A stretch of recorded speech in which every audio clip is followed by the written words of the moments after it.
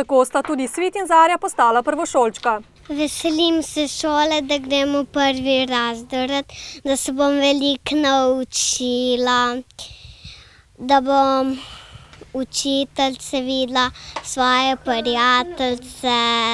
Jaz pa komaj čakam, da gremo v šolo, pa bom fuzbal igral namerni, pa veselim se prijateljev. Posebnih priprav na začetku šolskega leta niste imela. Glede na to, da imata bratca, ki gre danes v 5. razred, sta že malo vedela, kako je s temi stvarmi, predvsem tole vstajanje zjutraj, ki ga do zdaj ni bilo.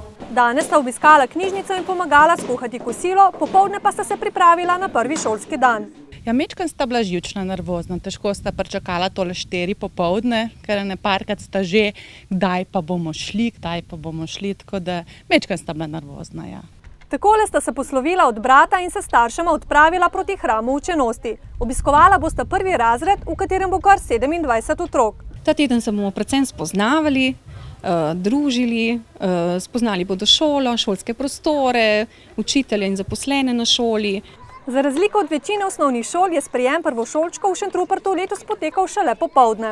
To pa zato, ker želimo pritegniti starše, da se udeležijo tega sprejema, ker to je enkraten dogodek za otroke, ki se ga bodo zapomnili.